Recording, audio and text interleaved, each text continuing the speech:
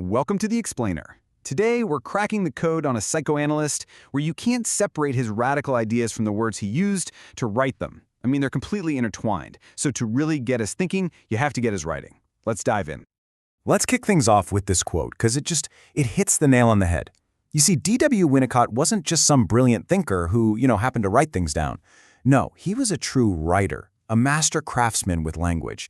And for him, the writing wasn't just a container for the ideas. In many ways, it was the idea. So this brings us to this central puzzle we're going to try to solve today. Why is his work so famously hard to paraphrase? I mean, you try to put it into simple bullet points and the whole thing just kind of falls apart. And the reason for that? Well, it's not just a quirky style choice. It's actually fundamental to his entire view of how we become who we are. To really get Winnicott, you first have to kind of tune your ear to his voice on the page. It's not at all like reading a dense, stuffy academic paper. It's much more like listening to a poem, where every single word, every pause is there for a reason. And his writing has this signature feel to it. It sounds super casual and conversational, like he's just chatting with you. But then you realize it's also as compact and precise as poetry. He manages to be genuinely humble, disarmingly intimate, and then he'll toss in something playful or subtly witty. I mean, think about it. How often do you see that combination in scientific writing? Pretty much never, right? In this quote right here, it is a perfect example of that voice in action. Just listen to how he describes his own method. I gather this and that, I still what? It's so humble. And that last line, perhaps this is as good a method as any, that's that subtle wit shining through. He's not posturing or trying to sound like some untouchable genius. He's just pulling back the curtain and showing you how his mind works. It's incredibly direct. Okay, so here's the kicker.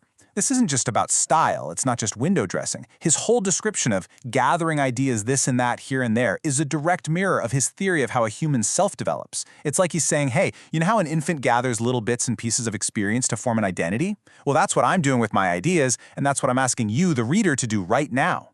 For Winnicott, the process of understanding is the whole point. And this idea keeps building in a really fascinating way. Winnicott isn't content to just tell you about these deep human experiences. No way. His language is specifically designed to make you, the reader, actually feel them. He turns you from a passive observer into an active participant. Just listen to how this sentence unfolds when you read it.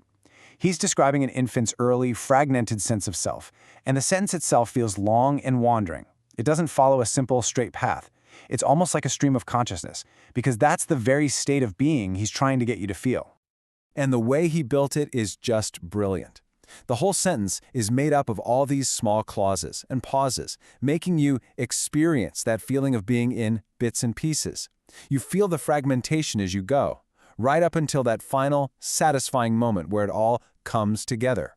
For Winnicott, the form is the content. They're one and the same. Now, this immersive style isn't just some clever literary trick. It's actually the tool he uses to introduce his most revolutionary ideas.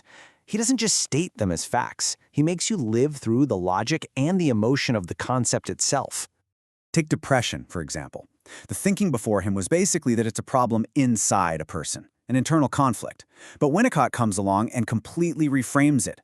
He asks, what if depression is something that happens between people? He floats this incredible idea that a patient might unconsciously take on their mother's depression to try and heal her. And through his gentle writing, he makes you feel the emotional logic of this, and your perspective just shifts from the individual to the relationship. So we're all familiar with this idea, right? The analyst is supposed to be this caring, understanding figure. That's kind of the foundation of therapy. But Winnicott, in his typical fashion, is about to force us to look at the other side of that coin.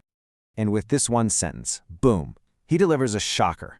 The very boundaries of therapy, the clock, the rules, the professional distance.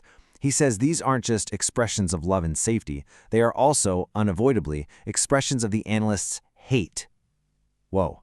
Now, he doesn't mean hate like anger. He means it as the cold, objective fact that the analyst is a separate person with their own needs and limits.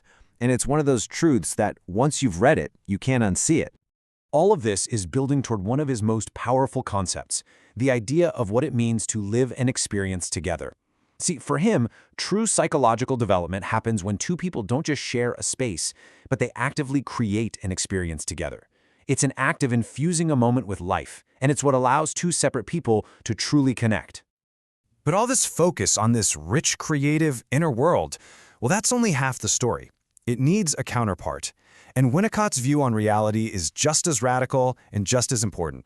He argues that a world of pure fantasy, of just your own subjectivity, would actually be terrifying. And why? Because, as he says, there are no brakes on fantasy. It's like a car with no way to slow down. Your most powerful feelings, love and hate, would feel like they have magical, uncontrollable consequences. You'd be scared that a hateful thought could literally destroy someone. So here's the crucial point.